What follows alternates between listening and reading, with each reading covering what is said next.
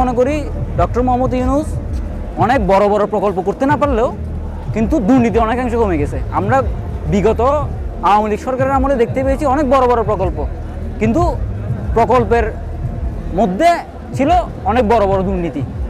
যতগুলো প্রকল্প ছিল তার মধ্যে বড় বড় অনেকাংশ ছিল দুর্নীতি, এগুলো পরে প্রকাশ পাইছে। তো সেই হিসেবে এই কম সময়ের মধ্যে ডক্টর মোহাম্মদ ইউনূসের এই সরকারে আমি সবচেয়ে এই প্লাস পয়েন্ট যেটা ধরতে পারি, এই দুর্নীতি কমে গেছে। ইউনূস সরকার রাজনৈতিক সরকার নয়, সেহেতু অনেক রাজনীতির মারপ্যাচ তিনি বুঝেন না, সেই হিসেবে ধরতে পারি এদিক থেকে উনি পিছিয়ে রয়েছে। অনেকবার ঝামেলা হয়, সব দলকে ডাকে, বিএনপিকে ডাকে, জামাতকে ডাকে, এনসিপিকে ডাকে। তো সবাইকে নিয়ে যে এতদিন হয়ে গেল একটা যে ঐক্যমত্যের মধ্যে চলে আসা, ওই জিনিসটা পারে না। আমাদের আশা অনেক ছিল যে চেঞ্জ হয়ে যাবে একদম, কিন্তু হ্যাঁ হুট করে তো চেঞ্জ হয় না।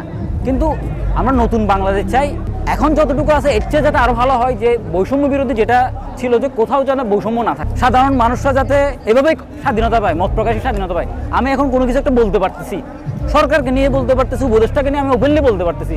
আমি এখন যে কোনো একটা আসিফ মাহমুদকে নিয়ে কথা বলতে পারতেছি, আমাকে কোনো আইনি নোটিশ বা কোনো কিছু পাঠাবে না।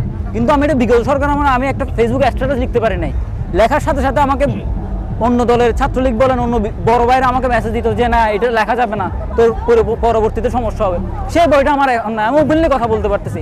আমি চাই এই ওপেনলি যে কথা বলতে পারতেছি এটা যাতে চলমান থাকে।